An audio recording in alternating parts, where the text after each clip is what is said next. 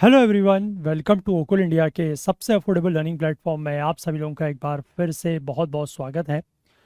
2 सितंबर 2024 Monday यानी सोमवार का दिन और इंडियन एक्सप्रेस न्यूज़ एनालिसिस की आईना सीरीज़ लेकर मैं शांतनु सनवाल एक बार फिर से आपके सामने हाजिर हूँ। तो चलिए शुरू करते हैं। आज के न्यूज़पेपर पर चलने से पहले आप लोगों के लिए फिर से एक बार वही जानकारी कि हमारा सी सेट का जो लाइव कोर्स है ये हम लोग शुरू कर रहे हैं 5 अक्टूबर से, और इसके लिए एनरोलमेंट जो है वो 20 सितंबर तक होगा। तो आप में से जो भी लोग इंटरेस्टेड हैं वो जल्द से जल्द इसमें एनरोल कर लें। सिर्फ 999 में आपको ये कोर्स दिया जा रहा है फर्स्ट 50 स्टूडेंट्स के लिए। और इसमें वही तीनों पार्ट जो होते हैं सी सेट में, एप्टीट्यूड, रीजनिंग, कॉम्प्रिहेंशन, वो तीनों ही कवर किए जाएंगे। और बाकी जो डिटेल्स यहाँ पर दी गई हैं, और इसका एक लिंक नीचे डिस्क्रिप्शन में भी दिया हुआ है, उसके थ्रू जाके आप इसकी बाकी डिटेल्स चेकआउट कर सकते हैं। और साथ ही साथ अगर आप लोग इंटरेस्टेड हैं तो एनरोल भी कर सकते हैं। ध्यान ये रखिएगा कि एनरोलमेंट सिर्फ 20 सितंबर तक खुला हुआ है। तो आप में से जो भी इंटरेस्टेड है वो जल्द से जल्द जाके इसमें एनरोल कर लें। और आगे बढ़ने से पहले मैं आप लोगों से एक बार फिर से रिक्वेस्ट करना चाहूँगा कि आप में से जो भी लोग इन सेशंस को यूट्यूब पर देखते हैं और उनको ये सेशंस हेल्पफुल लगते हैं, तो मैं आप लोगों से रिक्वेस्ट करूँगा कि प्लीज़ आप लोग कुछ ना कुछ जो भी आपको ठीक लगे कंट्रीब्यूट ज़रूर करें, सो दैट कि इन सेशंस को हम लोग इसी तरीके से यूट्यूब पर लंबे समय तक जो है वो कंटिन्यू कर सकें। चलिए अब हम लोग चलते हैं आज के न्यूज़पेपर पर और आज के जो इम्पोर्टेंट आर्टिकल्स हैं वो देखते हैं। तो ये हमारा आज का न्यूज़पेपर है। आज के न्यूज़पेपर में बेसिकली जो फ्रंट पेज है यहाँ पर 2 आर्टिकल्स दिए गए हैं, बट इसको एज सच मैं आपको मतलब एक जनरल आइडिया बता दूंगा। बाकी मैं आर्टिकल्स आपके साथ शेयर कर दूंगा, एक बार आप इसको ज़रूर पढ़ लीजिएगा। यहाँ पर जैसे पहला आर्टिकल लिखा है कि Canadian visa in hand, record number of Indians illegally enter US and seek asylum in UK. तो बेसिकली क्या है कि कई सारे जो इंडियंस हैं उनके पास जो वीज़ा है वो कनाडा का वीज़ा उनको मिलता है, लेकिन उसके बाद वो कनाडा के रास्ते क्या करते हैं, यूएस में इलीगल एंटर कर जाते हैं। ठीक है, गैरकानूनी तरीके से यूएस में एंट्री वो ले लेते हैं। और जब वो यहाँ से मतलब इंडिया से जब यूएस जा रहे होते हैं या कनाडा जा रहे होते हैं, तो वो बीच में यूके में जो है वहाँ पर भी असाइलम या स्टॉप ओवर लेते हैं। तो इस तरीके की बातें यहाँ पर सामने आई हैं। और तो इस आर्टिकल को एक बार आप लोग पढ़िएगा। मैंने मेन बात आपको जो लिखी गई है वो बता दी है। और यहाँ पर यह भी लिखा गया है कि ऐसा पहली बार देखा गया है। जनरली जो यूएस में इलीगल एंट्री होती थी वो आपकी जो मैक्सिको वाला रास्ता था वहाँ से होती थी। ठीक है, लेकिन 2024 में पहली बार ऐसा देखा गया है कि मतलब 2023 की भी बात इन्होंने यहाँ पर की है और उसके आगे 24 का भी, कि पहली बार ऐसा देखा गया है कि जो कनाडा की तरफ से जो लोगों की संख्या है वो बढ़ रही है ना। 2023 में अगर आप देखोगे तो जैसे ये ग्राफ आपको यहाँ पर दिख रहा होगा, तो 2023 में यहाँ पर दिखाया गया है कि ये जो मैक्सिको से आने वाले लोगों की संख्या थी जो मतलब इलीगल एंटर कर रहे थे to the US through Mexico, उनकी संख्या ज़्यादा थी। बट 2024 में मतलब अभी से लेकर मतलब जनवरी से लेकर जून 2024 तक, इसमें अगर आप देखेंगे तो जो ये वाला बार है ये बड़ा हो गया है। मतलब कनाडा से एंटर करने वालों की संख्या जो है वो बढ़ रही है। अब इसी को लेकर लास्ट ईयर एक क्वेश्चन भी यूपीएससी ने पूछा था। ठीक है, मतलब इसी टॉपिक से वो क्वेश्चन रिलेटेड था। अब वो क्वेश्चन जनरली लोगों को ये लगा कि अचानक से ऐसा क्वेश्चन यूपीएससी ने कैसे पूछा। मैं आपको एक बार वो क्वेश्चन दिखाता हूँ। ठीक है, देखो ये वो क्वेश्चन था। The longest border between any two countries in the world is between, कि दुनिया में किसी भी दो देशों के बीच में जो सबसे बड़ी सीमा या सबसे बड़ा जो बॉर्डर है वो किन देशों के बीच में है। That is Canada and the United states of America, दूसरा है चिली एंड अर्जेंटीना, तीसरा है चाइना एंड इंडिया, और चौथा है कजाकिस्तान एंड रशियन फेडरेशन। तो इसका जो सही जवाब है that is option A, Canada and United states of America. तो बेसिकली आप ये कह सकते हो कि ये जो कनाडा के थ्रू या मैक्सिको के थ्रू जो इलीगल माइग्रेंट्स हैं जो यूएस में एंटर करते हैं, खासकर इंडियंस, उनकी संख्या में हाल ही के सालों में आप देख सकते हैं कि राइज देखने को मिल रहा है। आप पीछे देखेंगे तो संख्या काफ़ी कम है 2021 तक, लेकिन 2022 के बाद ये संख्या बढ़ रही है। और इसी को लेकर आप लोगों ने अगर लास्ट ईयर जो है वो थोड़ा बहुत अगर आप मूवीज़ वगैरह का भी नॉलेज रखते हैं तो बॉलीवुड में एक मूवी भी बनी थी इसको लेकर, डंकी, क्योंकि डंकी रूट बेसिकली ये कहा जाता है जो इस तरीके का इलीगल माइग्रेंट यूएस में होता है। तो उसको लेकर लास्ट ईयर एक डंकी मूवी भी बनी थी, है ना, शाहरुख खान ने जिसमें काम किया था। तो उसको लेकर भी हो सकता है कि वो क्वेश्चन जो है वो वहाँ से भी कंटेक्स्ट लेके यूपीएससी ने बनाया हो, क्योंकि यूपीएससी का थोड़ा सा कंटेक्स्ट, मतलब कभी कभी क्या होता है ना कि आप कंटेक्स्ट को नहीं कैच कर पाते कि यूपीएससी कहाँ से कंटेक्स्ट लेकर क्वेश्चन बना रहा है। ठीक है, अब जैसे ये क्वेश्चन आया था कि किन देशों के बीच का बॉर्डर सबसे लंबा है, तो लोगों के मन में फिर ये सवाल आएगा कि क्या हम इस तरीके के किस किस देश के बीचों के बीच के बॉर्डर्स को हम लोग याद रखेंगे, कितने बॉर्डर्स को याद रखेंगे, है ना, उनकी क्या लेंथ भी याद रखनी पड़ेगी। तो इस तरीके के सवाल मन में आते हैं। बट बात वही है कि वो क्वेश्चंस इस तरीके से कंटेक्स्ट लेके बनता है। अब यहाँ पर तो देखो, जैसे मैं आपको सेकंड पेज में एक चीज़ दिखाता हूँ, इसको लेकर यहाँ पर इसका डेटा भी दिया हुआ है, मैं आपको दिखाऊंगा। देखो यहाँ पर ये चीज़ लिखा भी है। ठीक है, अब इन्होंने भी ये जो डेटा दिया है वो इसीलिए दिया कि क्वेश्चन आ चुका है ना, या वट, बट यहाँ पर देखो ये चीज़ दी हुई है, stretching over 9,000 kilometre, the US Canada line is the longest open border in the world. ठीक है, इन्होंने साफ साफ ये चीज़ यहाँ पर लिखी है, more than twice as long as the Mexico span, यानी कि यूएस और मैक्सिको का बॉर्डर जो है उसका भी लगभग ये दुगना है, और इंडिया का जो बॉर्डर है चाइना के साथ उसका लगभग 3 गुना है ना। तो यहाँ पर ये चीज़ साफ साफ लिखी गई है कि यूएस और कनाडा के बीच का जो बॉर्डर है 9,000 किलोमीटर का, वो दुनिया का किन्हीं दो देशों के बीच का सबसे बड़ा बॉर्डर है। ठीक है, तो इस तरीके की चीज़ें आपको यहाँ पर पढ़ने को मिलेंगी। तो एक बार मैं आर्टिकल आप लोगों के साथ शेयर करूँगा, इसको आप लोग ज़रूर पढ़ लीजिएगा। ठीक है, बाकी इसमें कुछ ऐसा बहुत ज़्यादा डिटेल में नहीं जाना है।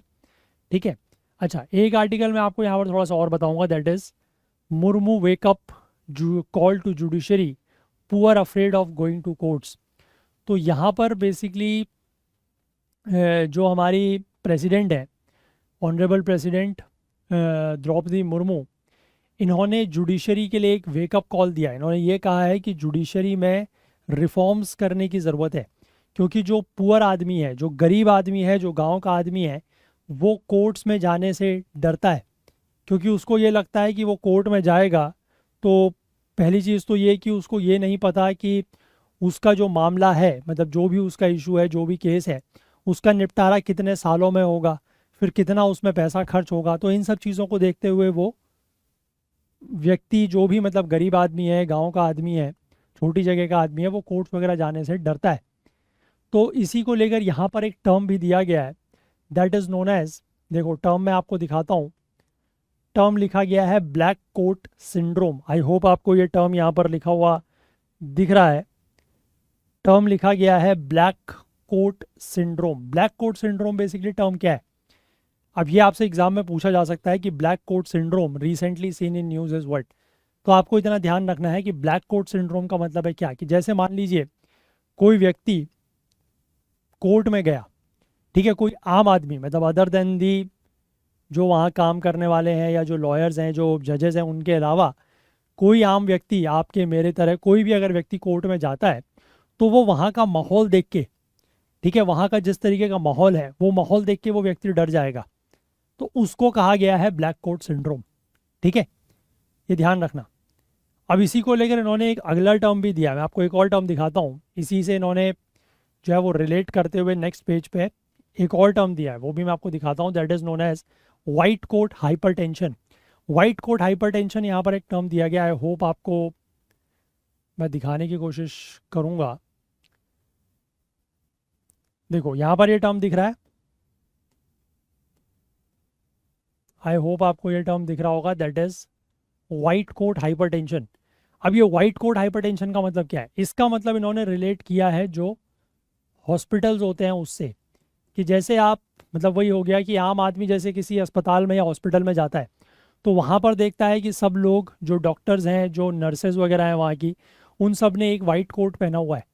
ठीक है, तो वहाँ का माहौल देख के भी एक आम आदमी डर जाता है ना। जनरली ऐसा होता है कि आप अगर हॉस्पिटल में भी जाते हैं, जैसे मान लीजिए आपको कुछ दुख तकलीफ है, या आपका कोई मतलब कोई भी रिलेटेड आपसे कोई है व्यक्ति अगर हॉस्पिटल में है, तो अगर आप उससे मिलने जाते हैं या आपका खुद को अगर कोई इशू है, आप अपना कोई ट्रीटमेंट वगैरह कराने जाते हैं, तो वहाँ पर आप देखते हैं कि कुछ चंद लोगों के अलावा, आपके जैसे जो चंद लोग हैं उनके अलावा बाकी जो भी वहाँ का स्टाफ है, जो डॉक्टर्स हैं, जो नर्स हैं, वो सब एक वाइट कोट पहने हुए घूम रहे हैं। ठीक है, उनका जो ड्रेस होता है वाइट कोट पहन के वो घूम रहे हैं। तो वहाँ पर भी जाके आदमी को हाइपरटेंशन या जो है वो घबराहट सी हो सकती है, टेंशन सी हो सकती है। ठीक है, तो उसको कहा गया है वाइट कोट हाइपरटेंशन। तो वही इन्होंने यहाँ पर रिलेट किया है कि जिस तरीके से हॉस्पिटल्स में वाइट कोट हाइपरटेंशन होता है, उसी तरीके से एक आम नागरिक को कोर्ट्स में जाने से ब्लैक कोट सिंड्रोम हो जाता है। ठीक है, तो वही चीज़ इन्होंने यहाँ पर रिलेट की है। तो आर्टिकल एक बार आप लोग ज़रूर पढ़िएगा। यहाँ पर जो सीजेआई है DY चंद्रचूड़, उन्होंने भी अपने कुछ विचार रखे हैं।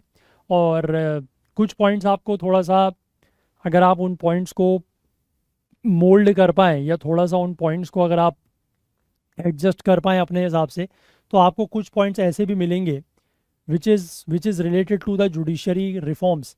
ठीक है, जुडिशरी में सुधार या जुडिशरी में रिफॉर्म्स को लेकर भी आपको कुछ पॉइंट्स मिलेंगे। तो आप एक बार उनको भी नोट डाउन ज़रूर कर लीजिएगा। ठीक है, मैं सच पूरा का पूरा आर्टिकल पढ़ नहीं रहा हूँ, है ना। मैंने आपको जो मेन मेन पॉइंट्स हैं वो बता दिए हैं। बाकी एक बार आप इसको पढ़ लीजिएगा, आसान आर्टिकल है, ऐसा कोई दिक्कत नहीं है। ये दोनों आर्टिकल्स आप लोग पढ़िएगा और इसको समझने की कोशिश कीजिएगा, और जो भी इंपॉर्टेंट पॉइंट्स आपको लगेंगे try to note them down. ठीक है, चलो बाकी आगे चलते हैं। बाकी हम लोग एक्सप्लेन पेज पर 2-3 आर्टिकल्स जो हैं वो डिस्कस करेंगे, 3 आर्टिकल्स डिस्कस करेंगे बेसिकली। और वो 3 आर्टिकल्स यहाँ पर सबसे पहला ये है कि अभी के कुछ हाल फिलहाल के, मतलब कुछ वर्षों के हाल फिलहाल के केसेस में किस तरीके से जो PMLA के मामले भी हैं, यानी कि जो prevention of money laundering act है, उसके भी जो मामले हैं, उसमें किस तरीके से आरोपी के जो अधिकार हैं उनके ऊपर जो सुप्रीम कोर्ट है उसने फोकस किया है। ठीक है, तो उसके बारे में यहाँ पर बात करेंगे। इसके बाद यहाँ पर राइस और वीट के डिहाइफिनेशन की बात करेंगे। ठीक है, कि राइस और वीट की क्या स्थिति है और कौन सरप्लस में है, कौन कम, किसकी स्थिति कम है, वो हम लोग यहाँ पर समझेंगे क्यों है, क्या है, सारा कुछ। उसके बाद एक आर्टिकल है बेसिकली ड्रग्स एक्ट का रूल नंबर 170, जिसको लेकर आयुष मिनिस्ट्री, ठीक है, जिसको लेकर आयुष मिनिस्ट्री के ऊपर सवाल उठाए गए हैं कोर्ट के द्वारा। तो ये आर्टिकल्स हम लोग डिस्कस जो है वो करेंगे। ठीक है, चलो तो सबसे पहले एक एक करके इन आर्टिकल्स को देखते हैं।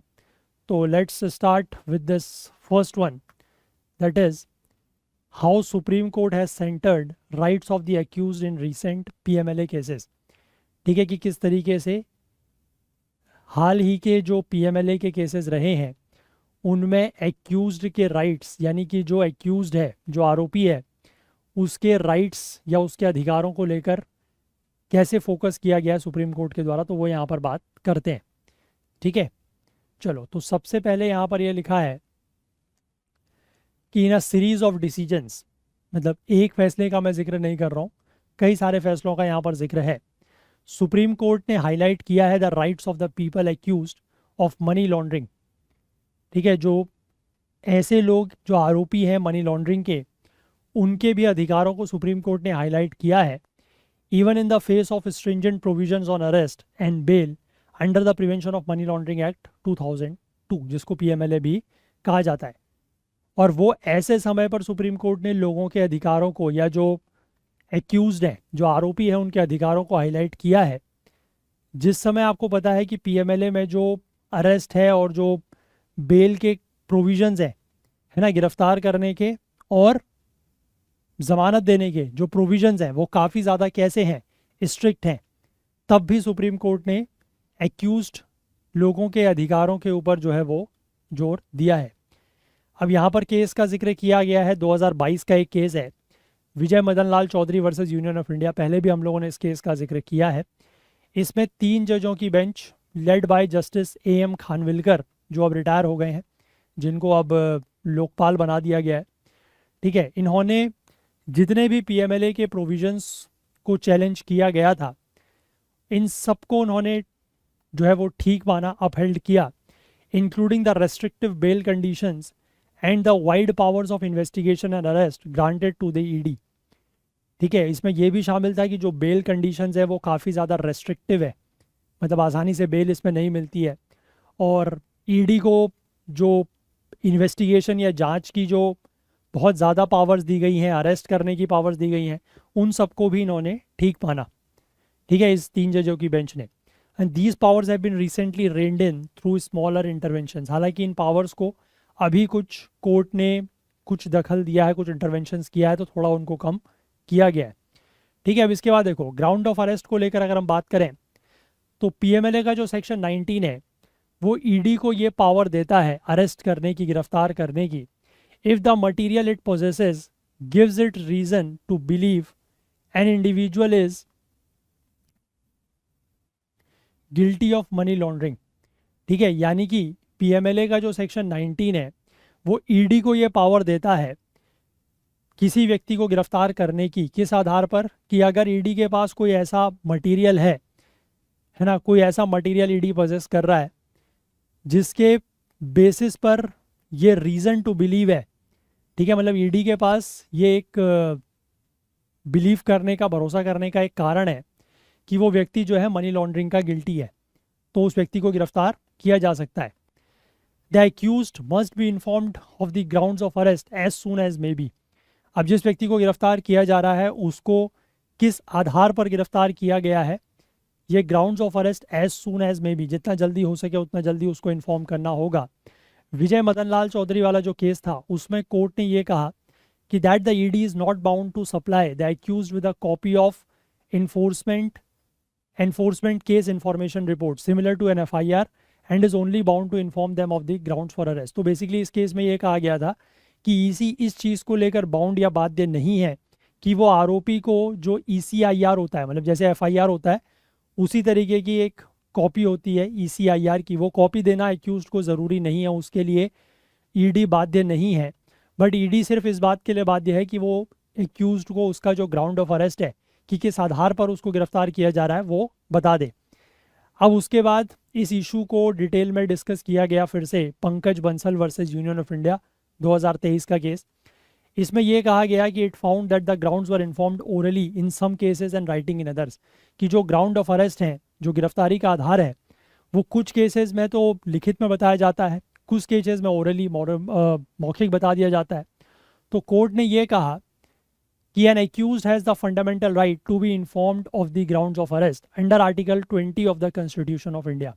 तो सुप्रीम कोर्ट ने यह कहा कि एक एक्यूज्ड का, एक आरोपी का ये एक मौलिक अधिकार है, एक फंडामेंटल राइट है कि उसको ग्राउंड ऑफ अरेस्ट जो है वो बताए जाए। और ये fundamental right article 20 of the constitution of India, Bharat के संविधान का अनुच्छेद 20 जो है, ये उस व्यक्ति को, आरोपी को यह अधिकार देता है। अब written grounds of arrest must be given as a matter of course and without exception. Court ने यह कहा कि जो ग्राउंड ऑफ अरेस्ट है वो रिटन में होने चाहिए। ठीक है, as a matter of course and without exception, कि मतलब ये एज अ एक प्रोसीजर होना चाहिए। ठीक है, एक्सेप्शन नहीं होना चाहिए कि आपने किसी को रिटन में दे दिया, किसी को मौखिक बता दिया, ऐसा नहीं।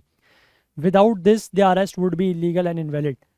और अगर ऐसा नहीं होता है, अगर जो ग्राउंड ऑफ अरेस्ट हैं वो नहीं बताए जाते हैं या रिटन में नहीं बताए जाते हैं, तो उसके बिना जो गिरफ्तारी होगी वो गैर कानूनी होगी और इनवैलिड होगी। ठीक है, इलीगल और इनवैलिड होगी, ऐसा कोर्ट ने कहा।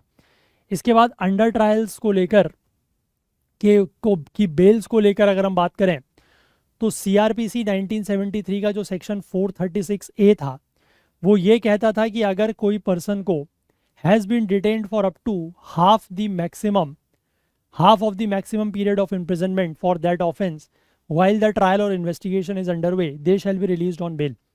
यानी कि अगर किसी भी व्यक्ति को जेल में रखा गया है, ठीक है, और उसके ऊपर या तो केस अभी चल ही रहा है या इन्वेस्टिगेशन ही चल रही है, लेकिन उस दौरान जिस केस को लेकर या जिस चीज़ का आरोप उसके ऊपर लगाया गया है उसको लेकर जितनी मैक्सिमम सज़ा हो सकती है उसका आधा अगर उसने जो है वो ऑलरेडी जेल में बिता लिया है तो उसको बेल जो है वो दी जानी चाहिए। ठीक है, और विजय मदन लाल वाले केस में the bench held that this would apply to PMLA as well. तो इस वाले केस में ये कहा गया कि ये जो प्रोविज़न है ये PMLA के केसेस में भी लागू होगा। अब इसके बाद 16 मई के दिन court affirmed this in Ajay Ajit Peter Kerkar versus Director of Enforcement. उसमें भी ये बात कही गई, हालांकि जो सेक्शन 436A था CRPC का वो अब रिप्लेस हो गया है 479 of the BNSS that is भारतीय नागरिक सुरक्षा संहिता से।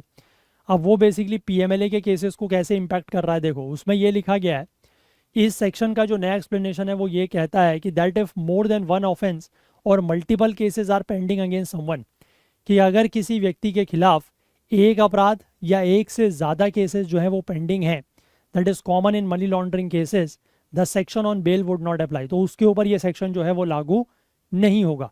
ठीक है, ऐसा उस सेक्शन 479 में दिया गया है। अब इसके बाद अगला जो पॉइंट है that is on need and necessity to arrest. अब यहाँ पर देखो 12 जुलाई के दिन सुप्रीम कोर्ट ने दिल्ली के चीफ मिनिस्टर अरविंद केजरीवाल को जो ईडी का मामला था, दिल्ली एक्साइज पॉलिसी या दिल्ली की जो शराब नीति का मामला था, उसको लेकर ईडी ने तो जमानत, ईडी के केस में तो सुप्रीम कोर्ट ने इनको जमानत दे दी। केजरीवाल ने ये वहाँ पर आर्ग्यू किया कि इनका जो अरेस्ट है सेक्शन 19 ऑफ द PMLA के अंतर्गत जो किया गया वो इलीगल था, क्योंकि there was no necessity to arrest him. वो इलीगल इसलिए था क्योंकि इनको गिरफ्तार करने की कोई ज़रूरत नहीं थी।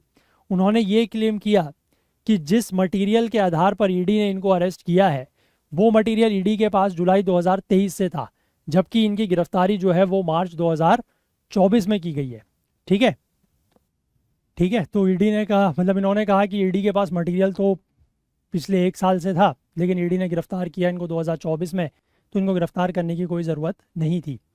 अब सेक्शन 19(1) ये कहता है that the ED must have reason to believe that the accused is guilty. ठीक है, सेक्शन 19(1) ये कहता है कि ईडी के पास रीज़न टू बिलीव होना चाहिए कि जो अक्यूज्ड है वो गिल्टी है, और कोर्ट ने ये कहा कि ये रीजंस जो हैं they must meet a high threshold and effectively be in the form of evidence admissible in the court, कि जो ये रीज़न टू बिलीव है ना, वो ऐसा नहीं होना चाहिए कि हमें तो ऐसा लगता है लेकिन हम वो ऐसे एविडेंस हैं कि जो हम कोर्ट में पेश नहीं कर सकते, ऐसा नहीं होना चाहिए। ठीक है, वो ऐसे एविडेंस होने चाहिए which are admissible in the court, कि जो कोर्ट में आप एडमिट कर सकें। The court also referred the issue of whether need and necessity to arrest is a valid ground for challenging an arrest under the PMLA to a 5 जज bench. Court ने basically ये जो issue है need and necessity to arrest का, कि क्या ये valid ground है अरेस्ट को चैलेंज करने का, किसी व्यक्ति की गिरफ्तारी को चैलेंज करने का, तो बेसिकली PMLA के अंतर्गत उसको 5 जजों की बेंच को रेफर किया हुआ है। ठीक है, तो यहाँ तक क्लियर है ना। इसके बाद देखो जो आगे लिखा है on relaxing the twin conditions. अब ये बेसिकली क्या मामला है, ये ट्विन कंडीशंस बेसिकली जो बेल को लेकर होती है, तो इसमें अभी 9 अगस्त के दिन 2 जजों की बेंच थी, जस्टिस BR गवई और जस्टिस KV विश्वनाथन। इन्होंने दिल्ली के जो पूर्व उप मुख्यमंत्री थे, डिप्यूटी CM थे मनीष सिसोदिया, इनको भी उसी दिल्ली एक्साइज पॉलिसी वाले केस में क्या किया, जमानत दी। अब सेक्शन 45 जो है PMLA का, उसमें कुछ स्ट्रिंजेंट या स्ट्रिक्ट कंडीशंस दी हुई हैं, वो भी ट्विन कंडीशंस हैं जमानत के लिए या बेल के लिए। उसमें यह कहा गया है कि requiring an accused to prove that he has not committed an offence under the PMLA, that is reversing the standard burden of proof in criminal cases. ये मैंने आपको पहले भी बताया हुआ है कि PMLA के केसेस में ये एक बड़ा ही, मतलब आप कह सकते हैं ट्विस्ट है। जनरली जो बाकी क्रिमिनल केसेस होते हैं उनमें बर्डन ऑफ प्रूफ यानी कि गुनाह साबित करने की जो जिम्मेदारी है वो अथॉरिटीज़ के ऊपर होती है। ठीक है, वो पुलिस के ऊपर होती है, वो जो बाकी जैसे इस केस में ED हो गया, CBI हो गया, वो उसके ऊपर होती है। लेकिन PMLA के केस में क्या होता है, PMLA के केस में ये होता है कि किसी भी व्यक्ति को अगर उठा के आपने जेल में डाल दिया, वही मतलब वो आर्टिकल 19 में जो मटेरियल इन पोजेशन वाला केस है, उठा के आपने किसी व्यक्ति को गिरफ्तार कर लिया, हिरासत में रख लिया, जेल में डाल दिया, तो उसके बाद खुद को निर्दोष साबित करने की, खुद को इनोसेंट प्रूफ करने की जो जिम्मेदारी है वो उस एक्यूज्ड के ऊपर, वो उस आरोपी के ऊपर आ जाती है। ठीक है, समझ रहे हो बात। तो ये इशू है। तो पहली बात तो वही कि जो ये कंडीशंस है उसमें एक कंडीशन तो यही है कि एक्यूज्ड को ये प्रूफ करना पड़ेगा कि उसने PMLA के अंतर्गत कोई भी ऑफेंस या अपराध नहीं किया है, और दूसरा and is not likely to commit any offence while on bail. और जब उसको अगर जमानत भी दे दी जाए तो जमानत देने के बाद भी वो कोई ऑफेंस या अपराध नहीं करेगा, है ना। ये कंडीशंस होती है। अब हालांकि बेंच ने ये कहा कि ये कंडीशंस को रिलैक्स किया जा सकता है, मतलब इनमें कुछ राहत दी जा सकती है if the accused has undergone a long period of incarceration, यानी कि अगर किसी व्यक्ति ने बहुत लंबे समय तक जेल ऑलरेडी वो जेल काटी है, जेल में वो रह चुका है, तो इन कंडीशंस को, इन शर्तों को कुछ हद तक रिलैक्स या आप कह सकते हैं कि इनमें ढील दी जा सकती है। अब सिसोदिया जो है ये लगभग 17 महीने के आसपास, ठीक है, लगभग 17 महीने के आसपास, ये आप कह सकते हैं कि 1.5 साल के आसपास ये जेल में रहे हैं। और जबकि जो ट्रायल है ना, वो भी शुरू नहीं हुआ, ठीक है, ट्रायल भी शुरू नहीं हुआ और उससे पहले ही ये 17 महीने तक जेल में रह चुके हैं। तो इसी आधार पर कोर्ट ने कहा कि ये जो ट्विन कंडीशंस हैं इनको कुछ हद तक रिलैक्स या किया जा सकता है या राहत दी जा सकती है। इसके बाद जो अगला मामला है that is on bail exception for women, कि महिलाओं को लेकर बेल एक्सेप्शन की यहाँ पर बात की गई है। कोर्ट ने जो है वो बीआरएस लीडर के कविता, जो बेसिकली बीआरएस के चीफ हैं, दैट इज़ केसीआर, है ना, उनकी ये डॉटर हैं, इनको भी 27 अगस्त के दिन जो है वो सुप्रीम कोर्ट ने ये दिल्ली का जो एक्साइज पॉलिसी वाला मामला था इसमें जमानत दी। और इसमें ये कहा गया कि that Kavita would benefit from the exception in section 45। Section 45 of the PMLA में एक एक्सेप्शन है, उसके एक्सेप्शन से इनको बेनिफिट मिलेगा। जो एक्सेप्शन ये कहता है कि that a women may be release on bail if the special court so directs, कि अगर स्पेशल कोर्ट जो है वो ऐसे निर्देश देता है तो जो महिला है, ठीक है, वो बेल पर क्या हो सकती है, रिलीज की जा सकती है।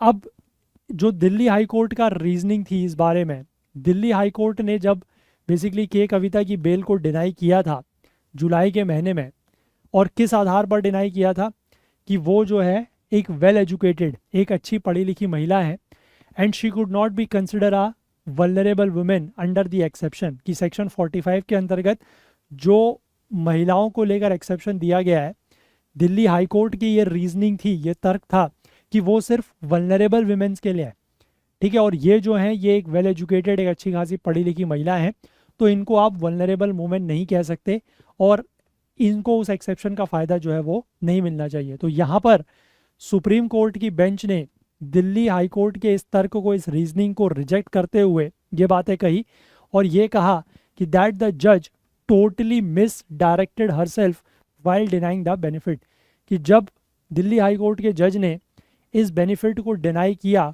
तो उन्होंने खुद को पूरी तरीके से क्या कर लिया, मिस डायरेक्ट कर लिया, मतलब सही तरीके से उन्होंने ये फैसला नहीं लिया, ठीक है, ऐसा यहाँ पर सुप्रीम कोर्ट का कहना था। अब इसके बाद on confession to ED officer, अब देखो पीएमएलए का जो सेक्शन 50 है ना, वो अलाउ करता है ईडी को कि वो ईडी किसी भी व्यक्ति को समन भेज के उस व्यक्ति को जो है वो इन्वेस्टिगेशन के दौरान उससे कोई भी स्टेटमेंट ले सकती है, उसका कोई भी बयान ले सकती है। अब जो ये विजय मदन लाल चौधरी वाला केस था, इसमें कोर्ट ने ये कहा कि दैट ये जो मतलब समन करना है या स्टेटमेंट लेना है अंडर सेक्शन 50, ये किसी भी तरीके से जो आर्टिकल 20 क्लॉज 3 है, हमारे संविधान का जो आर्टिकल 20 क्लॉज 3 है, उसके अंतर्गत जो सेल्फ इंक्रिमिनेशन के अगेंस्ट राइट है, राइट अगेंस्ट सेल्फ इंक्रिमिनेशन, कि कोई भी व्यक्ति खुद के खिलाफ गवाही नहीं दे सकता, ये उसका वॉयलेशन नहीं है, ठीक है, ऐसा यहाँ पर इस केस में कहा गया। अब इसके बाद जो एविडेंस एक्ट है 1872 का, जो बेसिकली अब भारतीय साक्ष्य अधिनियम 2023 का सेक्शन 23 बन गया है, उसमें ये लिखा गया है कि जो भी पुलिस ऑफिसर्स को आप कन्फेशंस करते हैं वो ट्रायल के दौरान, मतलब जब भी कोर्ट केस होगा उस दौरान उसको एज एन एविडेंस या सबूत के रूप में पेश नहीं किया जा सकता। मतलब आप मान लीजिए कि पुलिस हिरासत में आप हैं या कोई भी व्यक्ति है और उसको किसी भी तरीके का उसके साथ दुर्व्यवहार करके, टॉर्चर करके, या जैसे आपने वो मूवीज़ वगैरह में देखा होगा, है ना, वो कहते हैं कि पुलिस जो है वो 3rd डिग्री देती है, वो पुलिस उल्टा लटका के, या वो जो बर्फ़ की सिल्ली होती है ना, वो आइस बार होता है, उस पर लिटा के मार मार के उससे कबूल करवाती है कि तुमने ये करा है, तुम बोलो ऐसा तुमने करा है। तो अगर उस तरीके का कन्फेशन कोई भी व्यक्ति पुलिस के सामने करता है तो उसको police as an evidence, as a सबूत के तौर पर ड्यूरिंग द ट्रायल, मतलब जब भी कोर्ट केस चलेगा तो वहाँ पर वो उसको एडमिट नहीं कर सकती है, ठीक है, ये बात क्लियर है, इसको ध्यान रखिएगा। ये एविडेंस एक्ट में भी था और ये प्रोविजन भारतीय साक्ष्य अधिनियम जिसने ये एविडेंस एक्ट को रिप्लेस किया उसमें भी है, ठीक है, यहाँ तक भी क्लियर है। इसके बाद इसी साल का एक केस है that is Prem Prakash versus Union of India. इसमें 2 जजों की bench, that is justice Gavai और वही केवी विश्वनाथन की बेंच ने, that dealt with a case where an accused admitted guilt while in judicial custody, कि जब एक व्यक्ति जुडिशियल कस्टडी या न्यायिक हिरासत में था तो उसने अपना जुर्म जो है वो कबूल कर लिया, तो उस मामले को ये डील कर रहे थे। अब यहाँ पर जस्टिस विश्वनाथन ने यह तर्क दिया कि जो व्यक्ति कस्टडी में है या हिरासत में है is not a person who can be considered as one operating with free mind, कि जो व्यक्ति हिरासत में है आप उसको ये नहीं कह सकते कि वो एक ऐसा व्यक्ति है जो फ्री माइंड के साथ, जो खुले दिमाग के साथ ऑपरेट कर रहा है। He also relied on past SC judgments which held that evidence through compelled testimony obtained through coercion methods would violate the right against self incrimination। और उन्होंने इस बात के ऊपर भी जो पास्ट सुप्रीम कोर्ट के जजमेंट्स रहे हैं उसके ऊपर भी रिलाई किया, जिसमें ये कहा गया है कि कोई भी ऐसा सबूत जो कंपेल्ड टेस्टिमनी के थ्रू लिया गया हो, कंपेल्ड टेस्टिमनी मतलब किसी के साथ जोर ज़बरदस्ती करके और कोएर्सिव मेथड्स का यूज़ करके, कोएर्सिव मेथड्स का मतलब भी वही है जोर ज़बरदस्ती करके, would violate the right against self incrimination. तो ये basically right against self incrimination का वायलेशन माना जाएगा। ठीक है, तो आई होप कि आप पूरा बात यहाँ पर समझ गए होंगे कि किस तरीके से जो एक्यूज्ड के राइट्स हैं, जो आरोपी के अधिकार हैं, उनके ऊपर कैसे यहाँ पर रिसेंट PMLA केसेस में फोकस किया गया है। तो इसी के आधार पर अगर आप कहीं पर जनरल न्यूज़ पढ़ें, वो मतलब सो कॉल्ड जो मेन स्ट्रीम मीडिया उसको हटा दें, वो इस तरीके की बातें नहीं करता, वो बहुत साल पहले से छोड़ चुका है, उसको छोड़ दें। बट अदरवाइज़ अगर आप देखेंगे कहीं पर भी कोई भी अगर ठीक ठाक, मैं कह रहा हूँ मीडिया है, चाहे वो यूट्यूब पर हो मीडिया या कोई प्रिंट मीडिया हो जो ठीक ठाक हो, है ना, जो अभी भी मीडिया कहलाने की मतलब हैसियत रखता हो, आई होप आप समझ पा रहे हैं मैं किस तरफ डायरेक्शन दे रहा हूँ। तो वो रिसेंट के समय में ये बातें हो रही हैं कि PMLA में जो स्ट्रिंजेंसी है ना, ये जो PMLA कानून के अंतर्गत जो सख्ती है वो थोड़ा सा कम हुई है, या आप कह सकते हैं कि जो ED की पावर्स हैं उनमें कुछ कमी आई है, इस तरीके की बातें वहाँ पर हो रही हैं। और वो आप यहाँ पर जो केसेस का मैंने जिक्र किया और इन केसेस में जो भी मैंने आपको प्रोविज़न समझाए वो देख के आई थिंक, या वो पढ़ के वो जान के आप इस बात को समझ पा रहे होंगे। ठीक है, चलिए आगे बढ़ें। तो ये हमारा आज का पहला आर्टिकल था। इसके बाद हम लोग ये डीहाइफनेटिंग राइस एंड वीट, इस आर्टिकल को लेकर बात कर लेते हैं। उसके बाद फिर वो जो आर्टिकल रूल 170 है उसकी बात करेंगे। तो देखो यहाँ पर आर्टिकल काफ़ी अच्छा आर्टिकल है, इसको ध्यान से समझने की कोशिश कीजिएगा। यहाँ पर लिखा है कि ज़्यादातर जो अर्थशास्त्री होते हैं, जो इकोनॉमिस्ट होते हैं और नीति निर्माता होते हैं, मतलब गवर्नमेंट आप कह सकते हैं, या गवर्नमेंट के अंदर जो ब्यूरोक्रेसी है जो पॉलिसी मेकिंग का काम करती है, they tend to club wheat and rice treating them as part of a cereal surplus. यानी कि वो जनरली राइस और वीट को एक ही तरीके से देखते हैं। ठीक है, गेहूं और चावल को एक ही तरीके से देखते हैं, उसको राइस सरप्लस के रूप मतलब सीरियल सरप्लस के रूप में, सीरियल मतलब अनाज के रूप में देखा जाता है, एंड मोनोक्रॉपिंग और लैक ऑफ डाइवर्सिफिकेशन प्रॉब्लम, इस तरीके से उसको देखा जाता है। लेकिन आज की डेट में इन दोनों की जो सिचुएशंस हैं, जो स्थितियां हैं, वो काफ़ी अलग हैं। दोनों की मतलब गेहूं की और चावल की। ठीक है, अब राइस में अगर हम बात करें तो राइस में आज की डेट में हमारे देश में जो प्रॉब्लम है वो सरप्लस की है। राइस हमारे देश में आज की डेट में बहुत ज़्यादा है। देखो अगर हम बात करें 2021-22 की, तो यहाँ पर भारत ने लगभग 21.21 million tons of serial grain, यानी कि rice, basmati plus non basmati rice, इतना एक्सपोर्ट किया था। ठीक है, 2021-22 की मैं बात कर रहा हूँ। 22-23 में ये एक्सपोर्ट थोड़ा सा बढ़ के 22.35 मिलियन टन हो जाता है। 23-24 में थोड़ा सा ये गिरता है 16.36 मिलियन टन। और इन रिकॉर्ड शिपमेंट्स के बावजूद, अब 23-24 में कम क्यों हुआ, इसके पीछे रीज़न आपको पता होगा, क्योंकि बासमती राइस वगैरह के ऊपर मतलब एक्सपोर्ट है उसके ऊपर बैन लगा दिया गया था, है ना, उसके ऊपर रेस्ट्रिक्शंस लगा दिए गए थे, तो इसलिए यहाँ पर थोड़ा सा एक्सपोर्ट कम हुआ है। अब इन रिकॉर्ड शिपमेंट्स के बावजूद जो राइस का स्टॉक है सरकारी गोडाउन्स में, अभी भी 1 अगस्त की बात की गई है, वो लगभग 45.48 मिलियन टन का है। मतलब इतना ज़्यादा एक्सपोर्ट हम लोग कर रहे हैं। ठीक है, लेकिन उसके बाद भी 1 अगस्त के दिन जो है वो 45.58 मिलियन टन का स्टॉक सरकारी गोडाउन्स में बना हुआ है।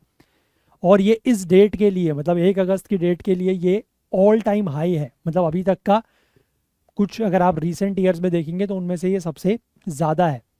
ठीक है, यहाँ पर शायद दिया गया होगा, हाँ देखो 2015 से लेकर 2024 तक का डेटा दिया गया है। तो 45 पॉइंट इन्होंने ये लाख टन्स में दिया हुआ है, डिवाइड बाई 10 आप करेंगे तो you will get the numbers in million turns, जो वहाँ पर आर्टिकल में दिया गया। ये पता नहीं ऐसा हो करते क्यों है, आई डोंट अंडरस्टैंड। ये आर्टिकल में वैल्यू देते हैं मिलियन टन्स में, चार्ट्स में वैल्यू देते हैं लाख टन्स में। ठीक है, तो अगर कोई थोड़ा सा जल्दबाजी में देखे, ये सुपरफिशियल तरीके से पढ़े, तो वो कंफ्यूज हो सकता है कि वहाँ पर तो 45 मिलियन टन्स की बात की गई है, यहाँ पर ये 454 हो गया, ये क्या है। तो ध्यान देना है कि ये वैल्यू लाख टन्स में होती है। ठीक है, और इसको आप 10 से डिवाइड करेंगे हर वैल्यू को, तो you will and up with million turns. तो 45.48 मिलियन टन्स है। और आप ये देखिए, जो ये रेड कलर के बार्स हैं, ये आपको राइस के स्टॉक दिखा रहे हैं। तो कहीं पर भी आज तक कभी भी ऐसा नहीं हुआ है कि राइस का स्टॉक इतना ज़्यादा रहा हो 1 अगस्त के दिन। ठीक है, चलो इस साल 2023-24 में तो थोड़ा सा एक्सपोर्ट कम हुआ, बट अदरवाइज भी आप देख लो, 2021-22 की बात कर लो, 22-23 की बात कर लो, जब हमने एक्सपोर्ट भी बहुत ज़्यादा किया है, उसके बाद भी कभी भी इतना ज़्यादा नहीं था। ठीक है, ये बात आप समझ गए।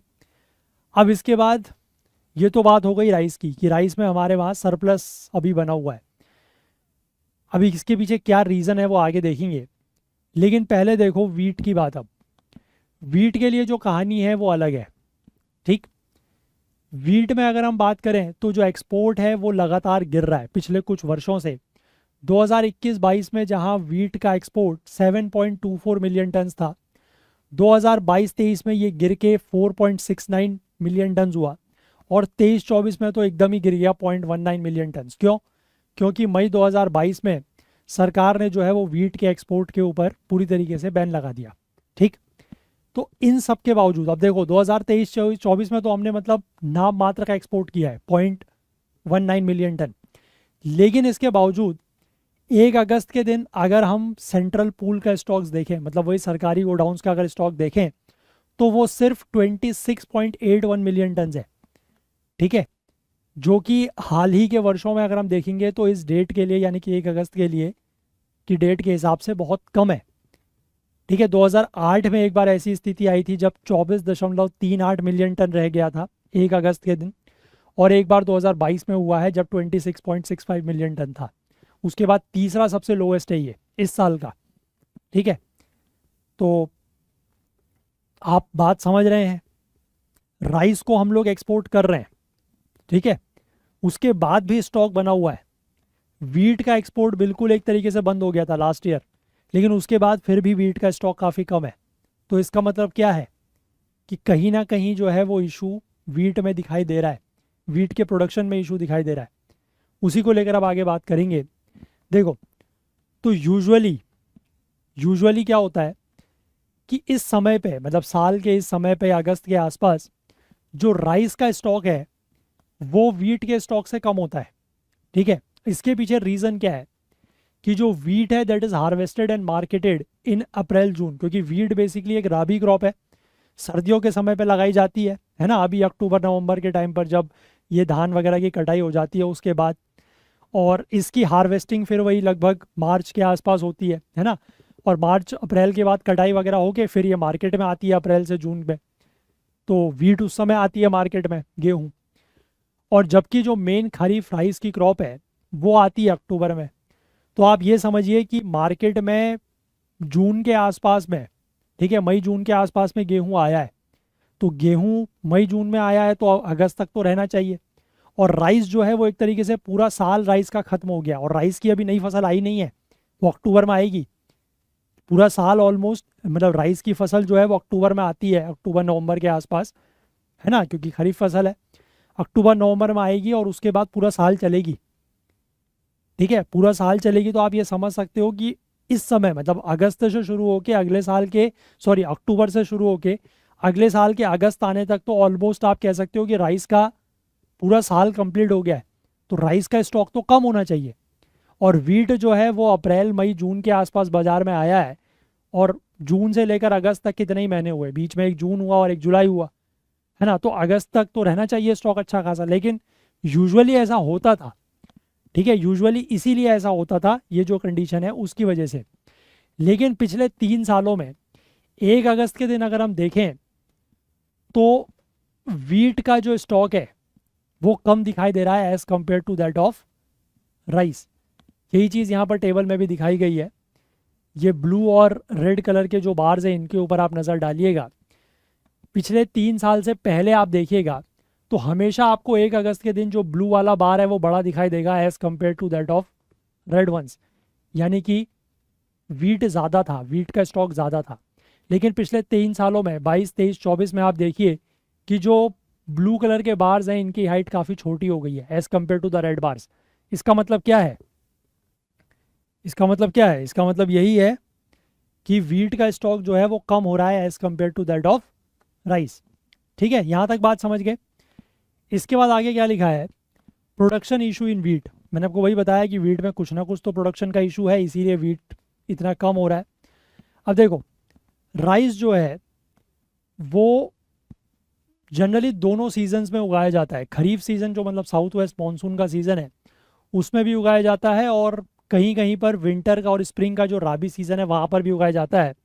और सिर्फ सीजनल इसका ज़्यादा स्प्रेड आउट नहीं है, साथ ही साथ इसकी जो ज्योग्राफी है, मतलब जिस एरिया में राइस उगाया जाता है वो भी ज़्यादा बड़े एरिया में है।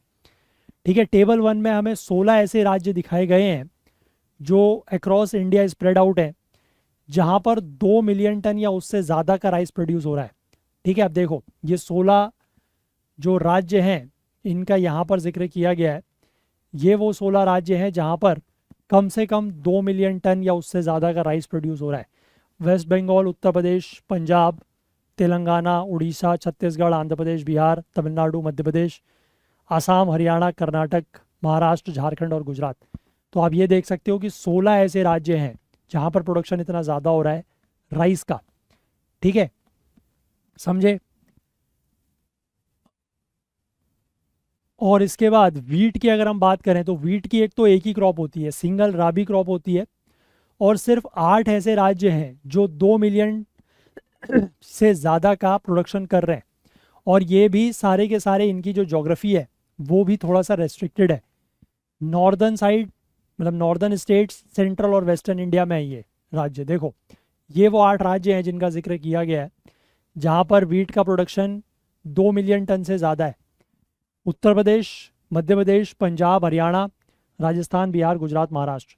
तो ये आपको सेंट्रल, नॉर्दर्न और वेस्टर्न साइड में के राज्य ही दिखाई दे रहे हैं। ठीक है, और इनमें से भी जो 4 बड़े राज्य हैं, that is UP, MP, Uttar Pradesh, Madhya Pradesh, Punjab और हरियाणा, ये इंडिया का जितना आउटपुट होता है, मतलब जितना आउटपुट होता है वीट का, उसका 76% आउटपुट इन 4 राज्यों से ही आता है। ठीक, वीट इज दस are temporarily as well as geographically more constrained crop than rice, making its production relatively more volatile। ठीक है, तो टेम्पोरेली मतलब टाइम के हिसाब से भी, क्योंकि सिर्फ एक ही सीज़न में उगाया जा रहा है, और जोग्राफिकली भी ज़्यादा कंस्ट्रेंड है राइस से, क्योंकि मैंने आपको बताया कि राइस जो है वो ज़्यादा नंबर ऑफ स्टेट्स में ग्रो किया जा रहा है एज़ कम्पेयर टू वीट। तो इसकी वजह से जो इसका प्रोडक्शन है वो काफ़ी ज़्यादा क्या हो रहा है, वोलेटाइल हो रहा है। वोलेटाइल का मतलब होता है कम ज़्यादा होना, फ्लक्चुएशन होना। अब while the main limiting factor when it comes to rice production is water availability, है ना। अब राइस के लिए जो एक फैक्टर है, मतलब जो लिमिटिंग फैक्टर है जिसकी वजह से आप कह सकते हैं कि राइस के प्रोडक्शन में असर पड़ता है, वो वाटर की अवेलेबिलिटी है, क्योंकि राइस में वाटर काफ़ी ज़्यादा लगता है। हालांकि एक नया मेथड आजकल डेवलप हुआ है, that is DSR, direct seeding of rice, but उसका अभी बहुत ज़्यादा वो कह सकते हैं कि फेमस नहीं है, उसको बहुत ज़्यादा यूज़ अभी नहीं किया जाता। ठीक है, तो वीट प्रोडक्शन जो है इसके अलग इश्यूज़ हैं। इसमें जो प्रॉब्लम्स हैं वो स्ट्रक्चरल प्रॉब्लम्स हैं। Cereal crop has become vulnerable to winters getting shorter. ये क्रॉप, ये बात कर रहे हैं वीट की, कि वीट में इशू क्या हो रहा है कि एक तो जो विंटर्स हैं वो थोड़े से शॉर्ट होते जा रहे हैं आजकल। ठीक है, गर्म भी होते जा रहे हैं, विंटर्स में भी टेम्परेचर अब बहुत ज़्यादा कम नहीं होता, और लेस प्रिडिक्टेबल होते जा रहे हैं। ठीक है, इसके पीछे कारण तो वही है, क्लाइमेट चेंज का। अब मार्च के महीने में क्या होता है कभी कभी कि मरकरी जो है वो स्पाइक कर जाता है, मतलब टेम्परेचर्स बढ़ जाते हैं मार्च में, और मार्च एक ऐसा समय है जो फाइनल स्टेज होती है इस क्रॉप के लिए, यानी कि वीट के लिए, जिस समय ग्रेन फॉर्मेशन और ग्रेन फिलिंग का स्टेज होता है। या फिर नवंबर दिसंबर के महीने में जो टेम्परेचर्स हैं वो ज़्यादा हो जाता है, है ना, अबव नॉर्मल टेम्परेचर रहता है। तो ये बेसिकली सोइंग का पीरियड है, जिस समय उगाया जाता है या जिस समय वेजिटेटिव ग्रोथ हो रही होती है। तो ये भी इशू है। तो इन सब की वजह से जो राइस का प्रोडक्शन है वो पिछले 3 सालों में कुछ कम हुआ है। अब इसके बाद अगर हम डाइवर्जेंस इन कंजम्पशन की बात करें तो वीट के प्रोडक्शन में चैलेंजेस तो आ ही रहे, मल्टीपल चैलेंजेस मैंने आपको बताए, लेकिन इसका जो कंजम्पशन है वो बढ़ रहा है। जो ऑफिशियल हाउस होल्ड एक्सपेंडिचर सर्वे का डेटा है 2022-23 का, वो ये दिखाता है कि per capita monthly wheat consumption rural और अर्बन एरियाज़ में 3.9 केजी और 3.6 केजी के आसपास है। यानी कि हमारे देश की जो लगभग 1425 मिलियन या 142 करोड़ की जो आबादी है, उसके लिए 65 मिलियन टन के आसपास का गेहूं चाहिए। लेकिन ये वो कंजम्पशन है जो वीट के रूप में हम लोग करते हैं, मतलब वीट को जब हम ग्राउंड करते हैं ना, आटा बनाते हैं उसका, होल ग्रेन फ्लावर जिसको कहते हैं, आटा जिसकी रोटी आप लोग खाते ही होंगे मतलब, है ना। तो आटा जो है वो, या फिर जो सेमोलिना होता है, सूजी जिसको कहते हैं ना, सूजी रवा, उसका जो है, और ये सब चीज़ें जो घर में कंज्यूम हो रही हैं, ये सिर्फ उसका डेटा है, ठीक है। अब आज की डेट में जो वीट कंजम्पशन है वो प्रोसेस्ड फूड जो रिफाइंड फ्लावर या मैदा से बनाया जाता है वो भी बढ़ रहा है। तो उसकी यहाँ पर बात जनरली नहीं की जा रही है, ठीक है। अब देखो, जो होल वीट ग्रेन है इसके 3 एडिबल पार्ट होते हैं, ठीक है। अब यहाँ पर समझना, एक होता है आउटर स्क्रीन या जिसको बोला जाता है ब्रैन, फिर एक इनर जर्म या एम्ब्रो होता है जो कि नए प्लांट में स्प्राउट कर सकता है, मतलब एक तो जो बाहर का छिलका होता है वो कह सकते हो, और एक छिलके के अंदर की जो ग्रेन होती है वो, ठीक। और तीसरा जो पार्ट होता है that is an endosperm rich in starch and gluten proteins. अब जो होल वीट होता है, मतलब पूरा का पूरा जो वीट होता है, इसको ट्रेडिशनल जो स्टोन चक्की मिल्स होते हैं, ठीक है, जो वो मतलब पत्थर वाली जो चक्की होती है, उसमें इसको पीसा जाता है और वहाँ से क्या मिलता है, आटा, ठीक। जबकि जो सूजी और रवा है, मतलब सूजी रवा या जो मैदा है, ये रोलर फ्लोर मिल्स में इसको जो है वो मतलब वहाँ से प्रोड्यूस होते हैं। तो उससे क्या होता है कि जो बाहर का छिलका है, जो ब्रैन है और जो जर्म है, वो रिमूव हो जाता है। अब सूजी और रवा जो है वो एक तरीके से कोर्स पेल येलो फ्लावर है that is obtain from grounding the separate endosperm, ठीक है। सूजी रवा जो है वो कोर्स होता है, थोड़ा सा आपने देखा होगा कि सूजी और आटे में अगर आप हाथ लगा के देखेंगे तो आटा थोड़ा सा महीन होता है, मतलब थोड़ा सा स्मूथ होता है उसका टेक्सचर, और सूजी का टेक्सचर थोड़ा सा रफ होता है, कोर्स, है ना। और further grounding, filtering and bleaching yields the refined wheat maida floor. और अगर आप सूजी को ही और ज़्यादा पीसें, और ज़्यादा ग्राइंड करें, फिल्टर करें, और इसकी ब्लीचिंग भी की जाती है, क्योंकि आप देखेंगे कि अगर आप एक कटोरे में, अगर आपने कभी आज तक ये चीज़ें नोटिस नहीं की हैं तो घर में देखिएगा, कॉमनली ये तीनों चीज़ें अवेलेबल होती हैं। आटा हो गया जिसकी आप नॉर्मल रोटी खाते हैं, फिर एक सूजी होगी, ये रवा जिसको बोलते हैं कहीं कहीं पर, और एक मैदा हो गया। तीनों को आप एक एक कटोरे में लीजिएगा और देखिएगा कि आटे का, सूजी का और मैदे का टेक्सचर तीनों का अलग अलग होता है। और कलर आप देखेंगे तो सबसे ज़्यादा जो वाइटिश, सबसे ज़्यादा जो सफ़ेद आपको कलर दिखाई देगा वो मैदे का होगा। और मैदे को जब आप हाथ में लेके देखेंगे तो मैदा सबसे ज़्यादा आपको स्मूथ भी दिखाई देगा, क्योंकि वो सबसे ज़्यादा ग्राउंड किया हुआ होता है और उसमें ब्लीच किया हुआ होता है, ठीक है। यहाँ तक बात समझ गए। अब मैदा आज की डेट में जो है वो, जो बेकरी प्रोडक्ट्स होते हैं या ऐसे कन्वीनियंस फूड्स मतलब जिनको रेडी टू ईट कह सकते हैं, या जो स्वीट मीट्स हैं वहाँ पर इनका इस्तेमाल हो रहा है, ठीक है। ब्रेड्स में यूज़ होता है, बिस्किट्स में यूज़ हो रहा है, पिज़्ज़ाज़ में यूज़ होता है, पिज़्ज़ा भी इसी का बनता है जो पिज़्ज़ा बेस वगैरह है। मोमोज़ आज की डेट में बड़े फेमस है, मोमोज़ में होता है। जलेबी जलेबी भी मैदे की बनती है, केक्स, ठीक है। तो ये सारी चीज़ों के लिए मैदे का इस्तेमाल होता है, और इसी वजह से इसको ऑल पर्पस फ्लावर, ठीक है, ऑल पर्पस फ्लावर भी कहा जाता है, क्योंकि कई सारे पर्पस के लिए इसको यूज़ किया जाता है। अब जो ये रिफाइनिंग प्रोसेस होती है ना मैदे की, उससे होता क्या है कि इसका जो डाइटरी फाइबर है, एक तो पहले वो चला गया, मिनरल्स चले गए, जितने भी विटामिन बी होते हैं, ठीक है, वो सारे के सारे चले गए, जो वैल्यूएबल प्रोटीन्स हैं, फैट हैं, वो सारे चले गए। लेकिन इसकी जो शेल्फ लाइफ है वो ज़्यादा होती है। टेक्सचर तो फाइन होता ही है, वो तो मैंने आपको बता ही दिया, सॉफ्ट होता है मैदा, और स्ट्रेचेबिलिटी ज़्यादा होती है, क्योंकि मैदे में जो ग्लूटेन होता है वो ज़्यादा होता है। आप मैदे को अगर कभी मैदे का डो बनाएंगे और उसको अगर आप स्ट्रेच करेंगे तो एज़ कम्पेयर टू सूजी और एज़ कम्पेयर टू नॉर्मल आटा, जो व्हीट फ्लावर है वो उसके कंपैरिजन में वो ज़्यादा स्ट्रेच होगा, क्योंकि उसके अंदर ग्लूटेन ज़्यादा होता है। ठीक है, और ये चीज़ें उसमें नहीं होती हैं। तो इस वजह से मैदा जो है वो सेहत वाइज अगर मैं बात करूं, अगर मैं हेल्थ वाइज बात करूं, तो खाने में टेस्टी भले ही हो सकता है बट हेल्थ वाइज थोड़ा सा कम सेफर है, या मैं कहूँगा कि लेस हेल्दी और ऑप्शन है as compare to other other सूजी और आटे से। ठीक है, अब इसके बाद आगे लिखा है कि जो वीट का कंजम्पशन हो रहा है इस प्रोसेस्ड फॉर्म में, उसको लेकर कोई बहुत ज़्यादा डेटा नहीं है, लेकिन इट इज़ अनडाउटेडली राइजिंग, लेकिन कोई डाउट नहीं है कि वो राइज कर रहा है। और आने वाले समय में क्योंकि लोगों की जिस तरीके से इनकम बढ़ रही है और अर्बनाइजेशन बढ़ रहा है, तो इसका जो कंजम्पशन है वो बढ़ेगा, मतलब मैदे के रूप में कहा जा रहा है। अब ऑब्वियस सी बात है कि अर्बनाइजेशन और इनकम से इसको कैसे रिलेट किया, क्योंकि जब लोगों की इनकम बढ़ती है तो लोग पिज़्ज़ा खाते हैं, जब लोगों की इनकम कम होती है तो घर में बैठ के रोटी खाते हैं। ठीक है, जब लोगों की इनकम ज़्यादा होती है तो बाहर निकल के मोमोज खाते हैं, जलेबी खाते हैं, ठीक है, केक्स खाते हैं। बट जब आदमी की इनकम कम होती है तो वो ये सब चीज़ें नहीं खाता। वहीं दूसरी तरफ अर्बनाइजेशन हो रहा है। अब गाँवों में आप देखेंगे कि जनरली इन चीज़ों का चलन नहीं होता है ना, वहाँ पर आदमी अगर मैदे का कुछ ज़्यादा से ज़्यादा खा भी रहा होगा तो समोसे और जलेबी, ठीक है, लेकिन केक, पिज़्ज़ा, मोमोज, इन सब चीज़ों का चलन वहाँ पर नहीं होगा। तो जैसे जैसे अर्बनाइजेशन बढ़ रहा है, लोगों की इनकम बढ़ रही है, इन सब चीज़ों का यूज़ भी बढ़ रहा है। अब इस तरीके का जो ट्रेंड है वो राइस में विजिबल नहीं है। ठीक है, राइस में इस तरीके का कोई प्रोडक्शन, जो कंजम्पशन राइस नहीं हो रहा है।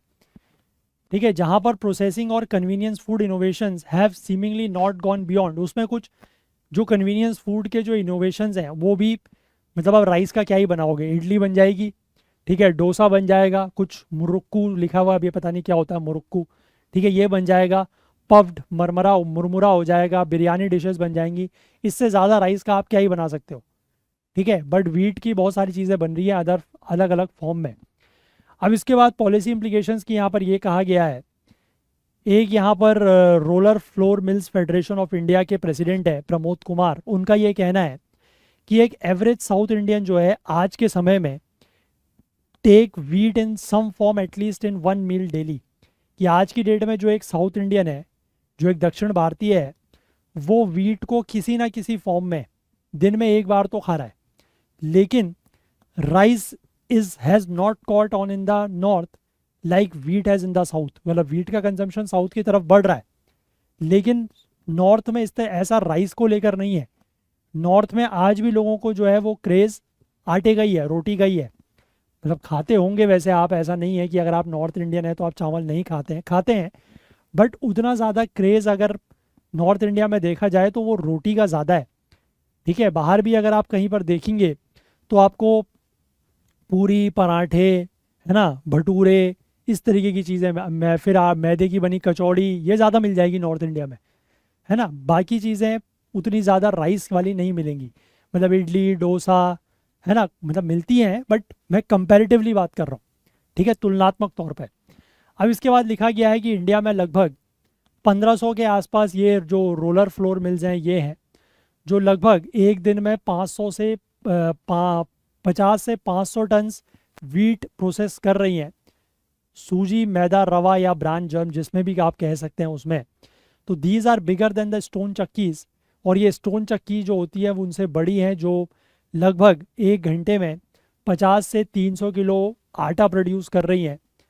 ठीक है, और given the scenario of rising consumption and production challenges, one can well imagine India turning into an importer of wheat. ठीक है, तो जिस तरीके से हम देख रहे हैं कि कंजम्पशन बढ़ रहा है और प्रोडक्शन में चैलेंजेस हैं, तो इसको लेकर हम ये कह सकते हैं कि आने वाले समय में इंडिया जो है वो वीट का इंपोर्टर बन जाएगा। That's inevitable in the short term, short term में तो ऐसा हो ही सकता है, और लॉन्ग टर्म में सरकार को जो है वो पर एकड़ यील्ड, ठीक है, मतलब जो प्रति एकड़ यील्ड है, प्रति एकड़ पैदावार है, वो बढ़ाने की ज़रूरत है। और साथ ही साथ क्लाइमेट स्मार्ट वेराइटीज़ ये भी लेके आनी होंगी, ताकि ऐसा ना हो कि अगर विंटर शॉर्ट हो गया, या मार्च के महीने में गर्मी बढ़ गई, या नवंबर दिसंबर के समय में टेम्परेचर ज़्यादा है, तो उससे इन क्रॉप्स के ऊपर असर पड़े। ठीक है, तो एक तरीके से क्लाइमेट स्मार्ट वेराइटीज़ या क्लाइमेट रेजिस्टेंट क्रॉप जो कहते हैं वो भी डेवलप करनी होंगी। अब rice faces the opposite problem. अब राइस में अपोजिट प्रॉब्लम क्या है कि जहाँ पर डोमेस्टिक कंजम्पशन जो है वो प्रोडक्शन के बराबर नहीं है, प्रोडक्शन बहुत ज़्यादा है लेकिन डोमेस्टिक कंजम्पशन उतना ज़्यादा नहीं है, तो इसको लेकर सरकार ने इमीडिएटली जो ये वाइट नॉन बासमती राइस के एक्सपोर्ट के ऊपर बैन लगाया हुआ है, इसको इमीडिएटली ख़त्म कर देना चाहिए। जो पार बॉइल्ड नॉन बासमती राइस के ऊपर 20% की ड्यूटी लगाई हुई है, इसको भी, और जो $950 प्रति टन का जो फ्लोर प्राइस लगाया हुआ है बासमती शिपमेंट्स के ऊपर, इन सबको ख़त्म करना होगा। अगर ऐसा नहीं किया जाता तो हमारे पास फिर राइस का जो स्टॉक है वो बहुत ज़्यादा हो जाएगा। ठीक है, और ऑब्वियस सी बात है कि अगर बहुत ज़्यादा हो जाएगा तो डिमांड तो लोगों की उतनी है जितनी हो रहेगी। अब ऐसा तो है नहीं कि लोग, अगर चावल मान लीजिए सस्ता भी हो गया तो आदमी, ऐसा तो है नहीं फिर वही कि नॉर्थ इंडिया में तो ऐसा होगा नहीं कि आदमी रोटी खाना बंद करके चावल ही चावल खाना शुरू कर देगा। ठीक है, और अगर प्राइजेस कम होंगे तो फिर उसके और ज़्यादा नुकसान है। ठीक है, फिर वो पीछे पूरा जो मतलब सप्लाई चेन है या जो फार्मर्स हैं वहाँ तक उसका नुकसान जाएगा, तो वो चीज़ सही नहीं है। ठीक है, इसीलिए अगर इसका एक्सपोर्ट वगैरह जो है वो ओपन कर दिया जाए, चालू कर दिया जाए, इस पर नॉन रेस्ट्रिक्शंस लगाए दिए जाएँ तो ये बेटर रहेगा। ठीक है, अदरवाइज़ इतना सारा जो स्टॉक है इसका हम क्या ही करेंगे। फिर इसके बाद आगे लिखा है कि either way the time has come to dehyphenate wheat and rice and not conflate one with the other. तो समय आ गया है कि हम राइस और व्हीट को डीहाइफनेट करें। डीहाइफनेट करने का मतलब क्या होता है? आपने फॉरेन पॉलिसी में या जो इंटरनेशनल रिलेशंस होते हैं, अंतर्राष्ट्रीय संबंध, वहाँ पर भी ये टर्म सुना होगा। एक पॉलिसी होती है दैट इज़ नोन एज डीहाइफनेशन की पॉलिसी। तो डीहाइफनेशन में क्या होता है कि दो चीज़ें अगर अलग अलग हैं उनके साथ अलग अलग तरीके का व्यवहार करना या ट्रीटमेंट करना। जैसे मैंने आपको शुरुआत में बताया कि राइस और व्हीट को जो इकोनॉमिस्ट या पॉलिसी मेकर्स हैं वो जनरली सीरियल्स के रूप में लेते हैं, अनाज के रूप में, लेकिन ऐसा नहीं है। इन दोनों को डिहाइफनेट करने की ज़रूरत है। ठीक है, और दोनों को एक दूसरे के साथ कॉन्फ्लेट या मिलाने की ज़रूरत नहीं है।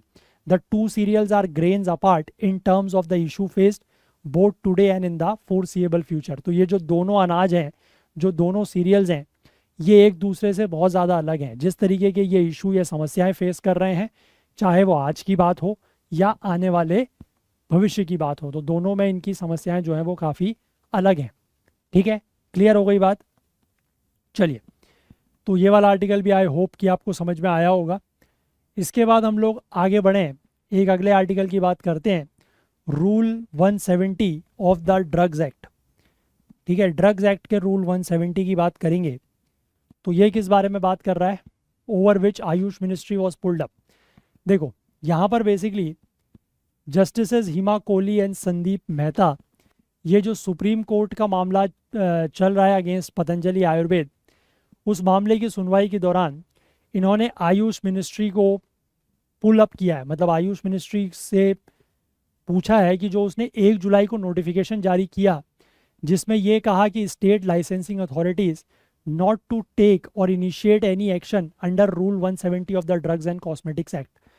ठीक है, आयुष मंत्रालय ने 1 जुलाई को एक अधिसूचना या नोटिफिकेशन जारी किया जिसमें यह कहा कि जो स्टेट लाइसेंसिंग अथॉरिटीज़ है उनको ड्रग्स और कॉस्मेटिक एक्ट्स के अंतर्गत जो रूल 170 है उसके अंतर्गत एक्शन लेने की ज़रूरत नहीं है। अब ये रूल जो है वो 2018 में इंट्रोड्यूस किया गया था। Is design to prevent misleading advertisements of Ayush products. और किस लिए ये लाया गया था? ताकि जो आयुष प्रोडक्ट्स होते हैं, आयुष के जो उत्पाद हैं, उनको लेकर मिसलीडिंग एडवर्टाइजमेंट्स या जिसको आप कह सकते हैं भ्रम फैलाने वाले जो विज्ञापन है उनको रोकने के लिए ये लाया गया था। अब ये रूल 70 है क्या? देखिए 170 रूल क्या है।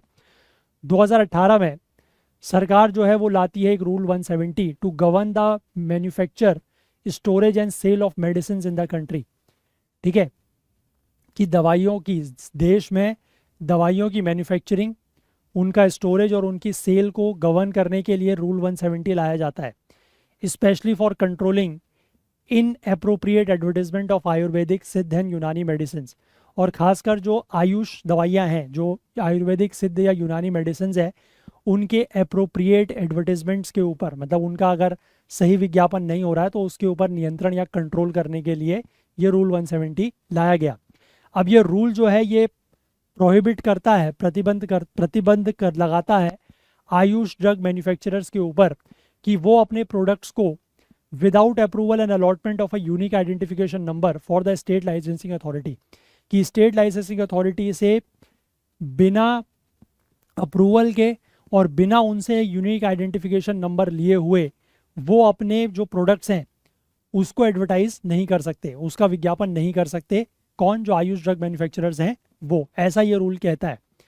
The manufacturers have to submit details such as textual reference and rationale for the medicine from authoritative books, indication for use, evidence of safety, effectiveness and quality of drugs। तो जो manufacturers हैं, मतलब जो दवाई निर्माता हैं, उनको डिटेल सबमिट करनी होंगी, जैसे कि टेक्सुअल रेफरेंस की मतलब ये दवाई जो बनाई जा रही है, जैसे आयुर्वेदिक मेडिसिन है तो आयुर्वेदिक मेडिसिन में जो फॉर्मुलेशन यूज़ किया गया है, ठीक है, जो जो भी चीज़ें यूज़ की गई हैं तो उसके बारे में आयुर्वेदिक के किस ग्रंथ में या आयुर्वेदिक की किस किताब में, किस बुक में लिखा गया है, टेक्सुअल रेफरेंस क्या है उसका, ठीक है, वो मेंशन करना होगा। अथॉरिटेटिव बुक्स के जो रैशनल है वही मैंने आपको बताया। इंडिकेशन फॉर यूज़ की कैसे उसको दवाई को इस्तेमाल करना है, उसकी जो सेफ्टी का एविडेंस है कि दवाई की कितनी ज़्यादा सुरक्षित है, कितनी ज़्यादा इफेक्टिव है, और इस दवाई की जो क्वालिटी है उन सब के बारे में बताना होगा मैन्युफैक्चरर्स को। और ये रूल ये भी कहता है कि that the application will be rejected if the manufacturer does not provide there contact details, if the content of the advertisement are obscene or vulgar, product for enhancement of male and female sexual organs, depicts photograph or testimonials from celebrities or government officials, refer to any government organization, give false impression or makes misleading or exaggerated claims। तो उसमें यह भी कहा गया है कि इनकी application जो है वो रिजेक्ट हो जाएगी अगर कोई भी मैन्युफैक्चरर जो है वो अपनी कॉन्टैक्ट डिटेल्स प्रोवाइड नहीं करता, पहली चीज़। दूसरा, अगर उनके जो एडवर्टीजमेंट का कंटेंट है वो ऑब्सीन है या वल्गर है, ठीक है, मतलब ऐसा कंटेंट है जो जनरल पब्लिक में दिखाने लायक नहीं है, ठीक है, वो अगर कोई मेल या फीमेल सेक्स ऑर्गन्स के इन्हेंसमेंट को लेकर कुछ प्रोडक्ट्स लेके आए हैं, कुछ ऐसी फोटोग्राफ या टेस्टिमोनियल्स वो दिखा रहे हैं जो किसी सेलिब्रिटी की है, किसी गवर्नमेंट ऑफिशियल्स की है, तो वो भी नहीं चलेगी। किसी गवर्नमेंट ऑर्गेनाइजेशन को अगर वो रेफ़र कर रहे हैं तो वो भी ठीक नहीं है। और साथ ही साथ वो अगर ये फॉल्स इंप्रेशंस देते हैं या फिर कुछ एग्जैजरेटेड या मिसलीडिंग क्लेम्स करते हैं अपनी दवाइयों के बारे में तो वो भी ठीक नहीं है, ठीक है। अगर ऐसा वो करते हैं तो उनकी एप्लीकेशन जो है वो खारिज हो जाएगी, रिजेक्ट हो जाएगी, ऐसा यहाँ पर बोला गया है। अब इस रूल को जो है वो एक पार्लियामेंट्री स्टैंडिंग कमेटी की ने हाईलाइट की थी एक प्रॉब्लम कि इस तरीके के कुछ मिसलीडिंग क्लेम्स किए जा रहे हैं, उसके बाद ये रूल जो है वो लाया गया। And the need for the Ayush ministry to proactively pursue the issue, है ना, और इस बात की ज़रूरत महसूस की गई कि जो आयुष मंत्रालय है वो प्रोएक्टिवली इस इशू को डील करे। अब what are the challenges to regulate the Ayush drugs, अब ये आयुष की जो दवाइयाँ हैं इनको रेगुलेट करने के लिए क्या क्या चुनौतियाँ हैं। देखो, जैसे एलोपैथिक मेडिसिन होती हैं, एलोपैथिक मतलब जो आप बाकी दवाइयाँ लेते हैं सारी की सारी एलोपैथिक मेडिसिन, ठीक है, जैसे आप कोई भी दवाइयाँ लेते हैं एंटीबायोटिक और वायरल दवाई, डिजीज़ेज़ या बुखार के लिए, सर्दी जुकाम के लिए, जो भी और दवाइयाँ, वो एलोपैथिक मेडिसिन हैं। एलोपैथिक मेडिसिन के तरह ही जो आयुष ड्रग्स के मैन्युफैक्चरर्स हैं इनको ड्रग कंट्रोलर से लाइसेंस लेना पड़ता है। अब ड्रग्स एंड कॉस्मेटिक एक्ट्स के अंतर्गत फेज़ 1, फेज़ 2 और फेज़ 3 के ट्रायल करने होते हैं किसी भी नई एलोपैथिक मेडिसिन के लिए। अगर कोई भी नई एलोपैथिक दवाई बाज़ार में आएगी तो वो तभी आ सकती है जब उसके 3 फेज़ के ट्रायल हुए हों, और इक्विवेलेंस स्टडीज़ हो for generic versions have to be conducted before a drug is cleared for marketing, ठीक है, और जेनरिक वर्जन्स की इक्विवेलेंट स्टडी भी होनी चाहिए दवाई के मार्केट में आने से पहले। हालांकि इस तरीके के जो ट्रायल्स हैं वो आयुष दवाइयों के लिए ज़रूरी नहीं है, और ये जो एक्ट मैंने आपको बताया ड्रग्स एंड कॉस्मेटिक्स एक्ट वाला, उसके अंतर्गत ज़्यादातर जो आयुष दवाइयाँ हैं उनको सिंपली इसी आधार पर अप्रूव किया जा सकता है कि मतलब जो रैशनल किसी अथॉरिटेटिव टेक्स्ट में दिया हुआ हो, है ना, कि जो दवाइयाँ बनाई गई हैं वो किस टेक्स्ट के आधार पर बनाई गई हैं, उनका रेफरेंस जो है अगर आपने वो बता दिया तो उसके हिसाब से ही दवाइयों को अप्रूवल मिल जाता है।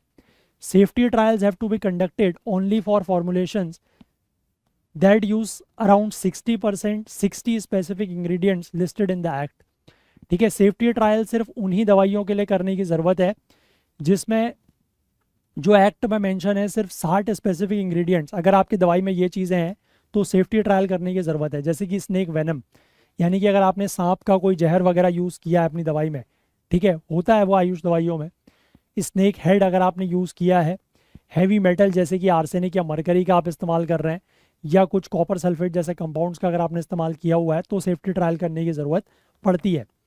और the licensing of drugs containing these ingredients and traditional drugs used for new indications, proof of effectiveness has to be provided as per the act.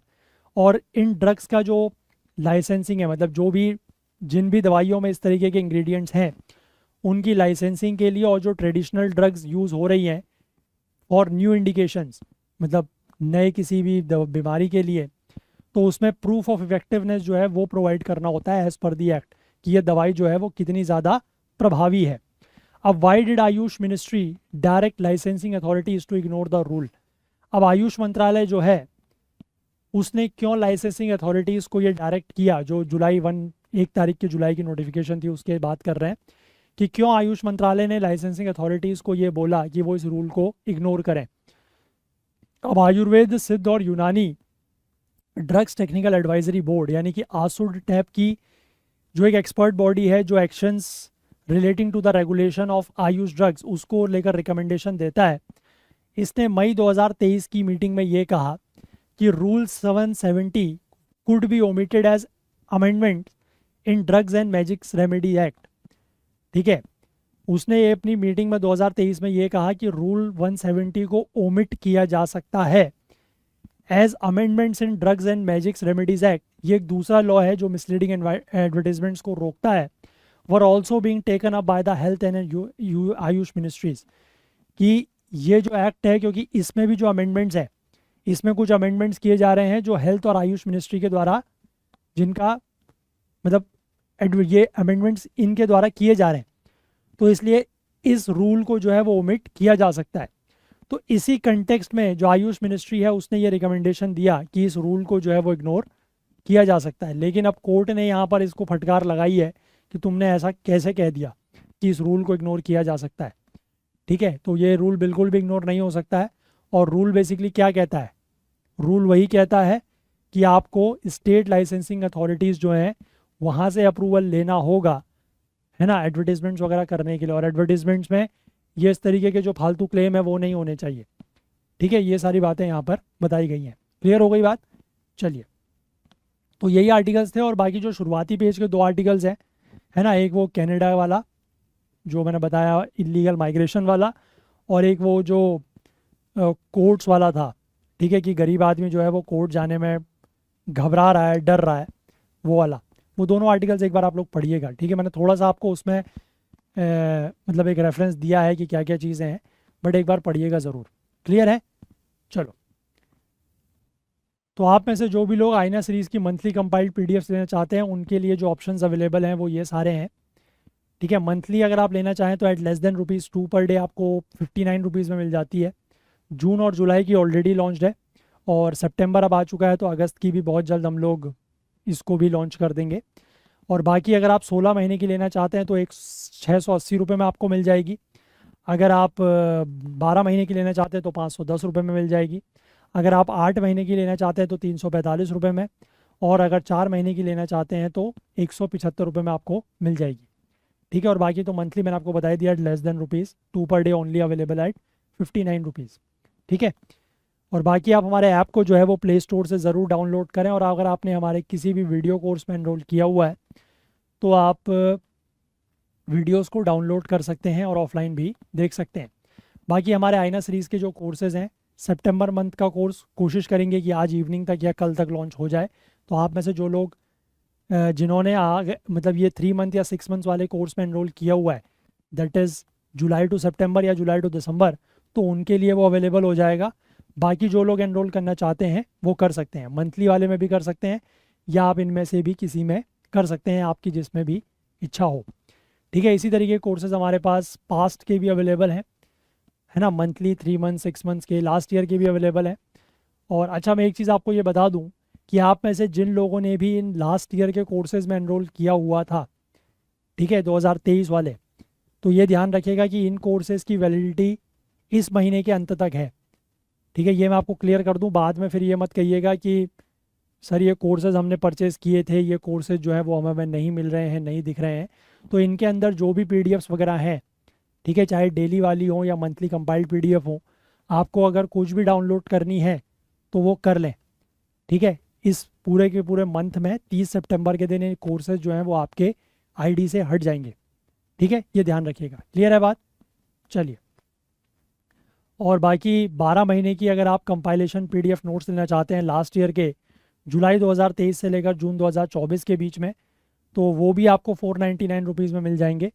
उसके लिए इंग्लिश में पीडीएफ मिल रही है। ये सारे के सारे कोर्सेज और पीडीएफ नोट्स हमारे ऐप और वेबसाइट में लिस्टेड हैं, तो आप इनमें से जिसमें भी चाहें वो एनरोल कर सकते हैं। अगर आपको कोई भी लिंक नहीं मिल रहा है तो यहाँ पर एक नंबर है 9150449990, इस पर आप कांटेक्ट कर लीजिएगा, ठीक है। चलिए, और बाकी हमारा ये जो सीसेट का कोर्स है 5 अक्टूबर से शुरू हो रहा है, 20 सितंबर तक इसमें एनरोलमेंट है। तो इसमें जो भी लोग इंटरेस्टेड हैं वो जल्द से जल्द एनरोल कर लें। ओनली 8999 प्रोवाइड किया जा रहा है, लिंक नीचे डिस्क्रिप्शन में दिया हुआ है, उसके थ्रू जाके आप इसकी डिटेल्स भी चेकआउट कर सकते हैं, या जो हमारा टेलीग्राम चैनल है उस पर भी इसके लिंक दिए हुए हैं, वहाँ से भी आप इसके जो डिटेल्स हैं वो भी देख सकते हैं और एनरोल भी कर सकते हैं। और जाने से पहले मैं एक बार आपसे फिर रिक्वेस्ट करना चाहूँगा कि अगर आपको हमारा सेशन जो है वो पसंद आ रहा है तो प्लीज़ आप लोगों से जितना भी हो सके, जो भी हो सके, कुछ भी अमाउंट, छोटी अमाउंट, बड़ी अमाउंट, जैसा भी आपको ठीक लगे, आप प्लीज़ कुछ ना कुछ कंट्रीब्यूट ज़रूर करें, सो दैट कि ये सेशंस यूट्यूब पर इसी तरीके से लंबे समय तक चल सकें। तो चलिए, अगर आपको आज का सेशन पसंद आया हो तो लाइक ज़रूर करें, ज़्यादा से ज़्यादा शेयर करें। आपके जो भी डाउट्स हैं, जो भी क्वेरीज़ हैं, वो आप कमेंट करें। चैनल को आपने सब्सक्राइब नहीं किया है तो मैं आपसे रिक्वेस्ट करूंगा कि सब्सक्राइब करें ज़रूर। बेल आइकन प्रेस करना ना भूलें ताकि वीडियोस के नोटिफिकेशन आपको ऑन टाइम मिल सकें, और साथ ही साथ अपना प्यार, अपना सहयोग और सपोर्ट हमारे साथ बनाए रखें। हाईलाइटेड आर्टिकल्स आपको करंट अफेयर्स ओकुल टेलीग्राम चैनल पर मिल जाएंगे, जिसका लिंक नीचे डिस्क्रिप्शन में दिया हुआ है, या फिर आप इसको करंट अफेयर्स ओकुल सर्च करके भी ज्वाइन कर सकते हैं, या इस QR कोड को स्कैन करके भी ज्वाइन कर सकते हैं। तो चलिए, आज के लिए इतना ही रखते हैं, बाकी कल को फिर से मिलेंगे इंडियन एक्सप्रेस न्यूज़ एनालिसिस की आईना सीरीज़ के साथ। तब तक के लिए अपना बहुत बहुत ध्यान रखें। Please do take care of your self. Thank you, have a nice day, bye bye.